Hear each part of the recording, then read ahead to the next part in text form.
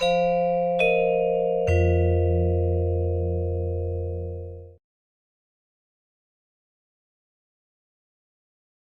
was an assistant administrator for Asia in USAID, and so I'd heard about Asia Society, and I knew about the Williamsburg Conference.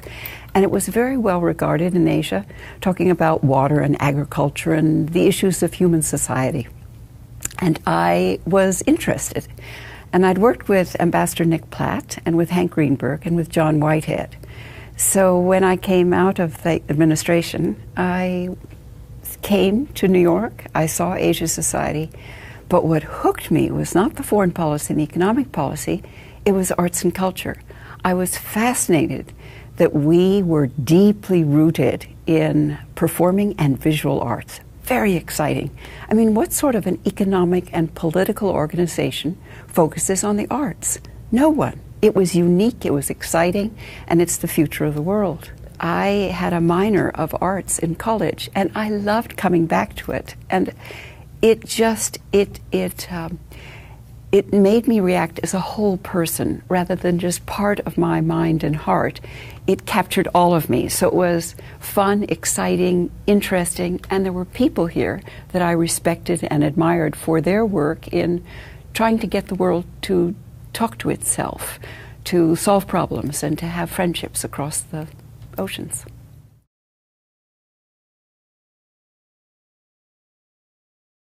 And he was thinking about what the world and what these countries, how they should respond after the war, what their peoples needed. And so he thought of a medical college and the need for health systems and for trained physicians, for agriculture, and what types of facilities and technology was needed to start agriculture back up again after the war. And his thinking was purposeful. It was, what can we do to get this country started, and what can we do to hear from the people from what they needed? His journals are so precise. They are meticulous in how they are cataloging the interests and the aspirations of people in each country and in each city that he was visiting, so that he wrote down what he heard. And that is the way you start an institution. You listen to the people that you are focusing on and with, and it becomes the underpinnings of a society and of a friendship. And for Asia Society, he thought of us as being so broad that we would cover every part of what he termed culture. It was not an intellectual culture, or what we would think of as, let's say, the history of sculpture or of art. It was culture in that it included every aspect of society, about how people lived, how they moved among their relatives, how they moved into the cities, how they got work, how they had language facilities with each other.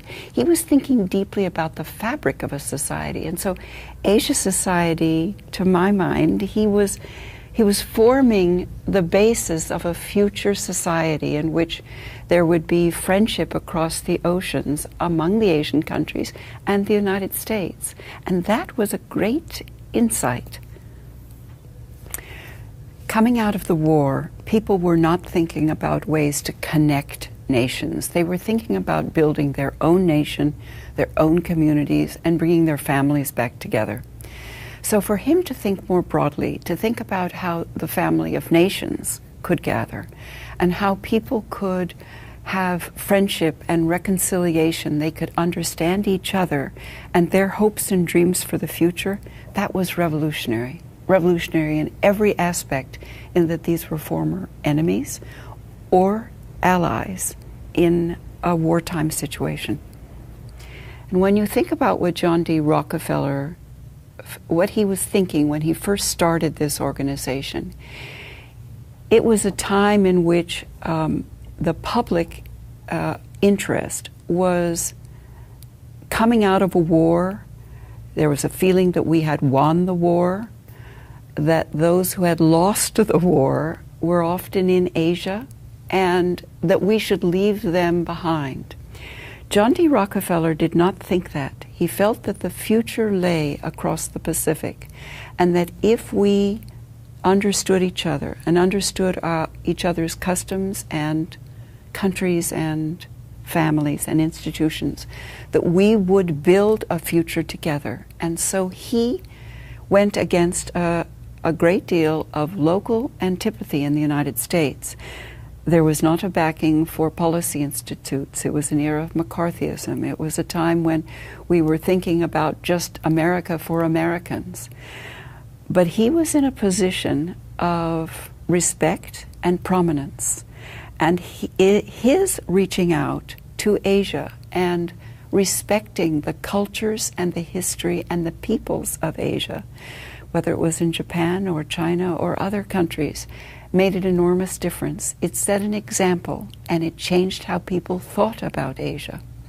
And if you come forward into this fourth generation of Rockefellers to Senator Rockefeller, since I carried many of the Asia portfolios in the U.S. government over the years, I would see Senator Rockefeller on the floor of the Senate. He would be speaking about our interests in Asia, when others in the United States thought that our interests lay elsewhere. He would bring us back to the importance of Asia to the United States. And that is a family legacy, and it is the legacy that he brings to us.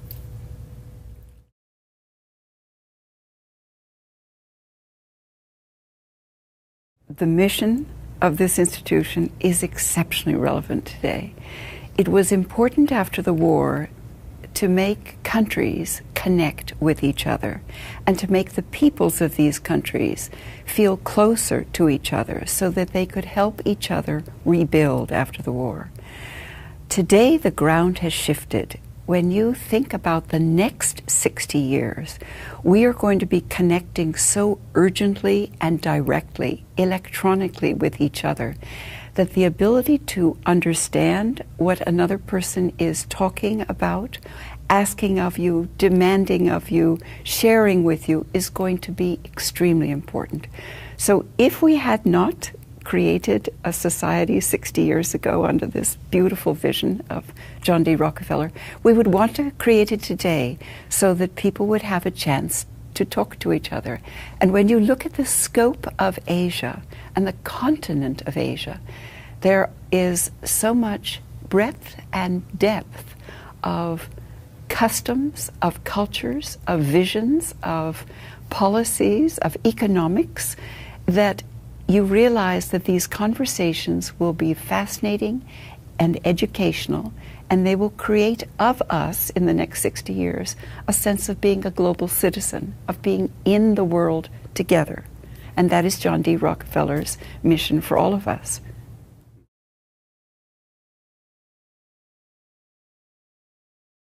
When I was in USAID and in state, and the cyclone had just come through Burma, we initiated a number of humanitarian missions to bring blankets, food, water. And there was a clear interest in trying to help Burma, but also that the Burmese were reaching out, that they too would like to talk about ways to be re-engaging with the world. And out of that experience the next few years, Asia Society began a number of policy initiatives in which we began to think about what could open up and connect Burma, Myanmar, with the world at large. And they were on policy, education, economic, agriculture, regular civil society issues. And all of those became a study and a body of work in which we worked closely with the nations around Burma, but also with the country itself and its leadership. Aung San Suu Kyi was part of those discussions, and her party and the members of her leadership. And we felt that there was the beginning of a new relationship emerging. And as Aung San Suu Kyi herself represents, she was bringing a new way of thought and of leadership to the country. Several years progressed, and we gave an award to Aung San Suu Kyi. She came to the United States to accept it, and we were so proud of seeing how she had managed a transition of thought and ideas, but on the ground practical assistance and help to the people within Myanmar who were thinking about reconnecting with the world around them in Asia, but also in the United States, in Europe, in Africa, South America. And it is that emergence of a people that she was representing and guiding and leading. And it was also a very proud moment as a woman. We had our Secretary of State, Hillary Clinton, there, as well as Aung San Suu Kyi, and you realize that women in leadership can make a very big difference. Aung San Suu Kyi mentioned that she had known and been familiar with Asia Society for many years, and that she was very proud of what we had accomplished because we had kept the lines of communication open, not just with her country, but with the countries in the neighborhood, in the Asian neighborhood. And that is a great credit to Asia Society, that over the years there have been leaders who were less well known, less supported, and that we in Asia Society were here. We were here to support and to initiate conversations and to continue conversations, and that they occurred over decades. We did not leave this conversation. We instead carried it on as an institution. And I think that's what John D. Rockefeller would have wished of our conversations.